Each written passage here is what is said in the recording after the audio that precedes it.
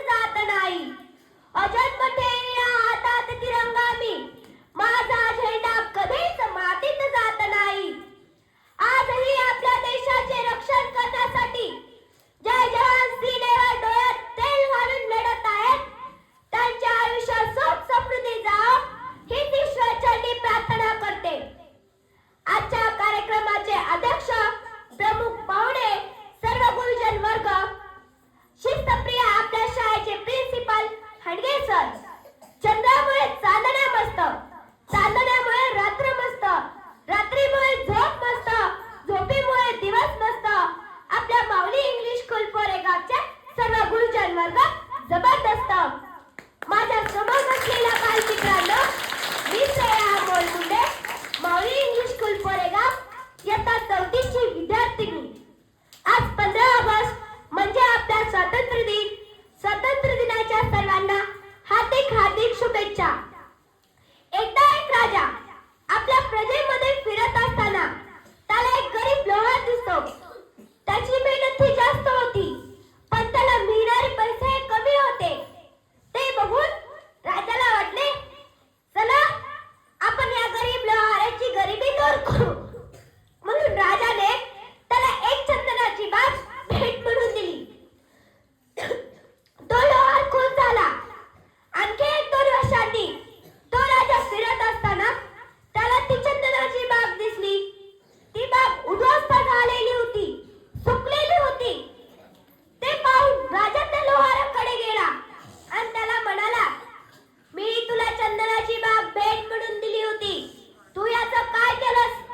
तो लोहार म्हणाला, बरं झालं महाराज, तुम्ही मला ही चंदनाची बाग दिली. पूर्वी मी जंगलातून लाकडं आणायचो. मला कधी लाकडं भेटायची नाही. तिथेच माझा खूप वेळ जायचा. जेव्हापासून तुम्ही मला ही चंदनाची बाग दिली, तेव्हापासून मी इथलेच लाकडं तोडतोय, याच्यावरच भागवतोय. तेव्हा मला 100-200 रुपये जास्त मिळतात. राजा त्याच्या डोक्याला हात लावून घेतो आणि सैनिकांना सांगतो, जा त्या चंदनाच्या व्यापाऱ्याला बोलवून आणा. तो व्यापारी येतो आणि राजा त्याला विचारतो, या एका झाडाची किंमत काय? तो व्यापारी सांगतो, या एका झाडाची किंमत 1,00,000 रुपये आहे. लोहार त्याच्या डोक्याला हात लावून घेतो. त्याने ती लाकडं तोडली होती, त्याची राख केली होती, कोळसे केले होते, कारण त्याला त्याची किंमत कळाली नव्हती. आपल्याला स्वातंत्र्य मिळाले हे सहज भेट म्हणून नाही. अनेक क्रांतिवीरांनी आपल्या प्राणाचे बलिदान दिले, तेव्हा आपल्याला हे स्वातंत्र्य मिळाले. आणि हे स्वातंत्र्य चंदनाच्या झाडापेक्षाही अनमोल आहे. हे आपण जपले पाहिजे. नाहीतर त्या लोहारासारखे डोक्याला हात लावून बसण्याची वेळ आपल्यावर येऊ शकते. प्रत्येकाने स्वतःला प्रश्न विचारा, मी स्वातंत्र्य किती जपतोय? आपण आजही जाती धर्माच्या भिंती बांधत आहोत. गरीबाला शिक्षण मिळत नाही, शिकलेल्याला नोकरी मिळत नाही, शेतकरी कर्जामुळे आत्महत्या करतात. सगळीकडे अन्याय अत्याचार वाढला आहे. आज खरी गरज आहे भ्रष्टाचाराविरुद्ध लढाई करण्याची. जर तुमचे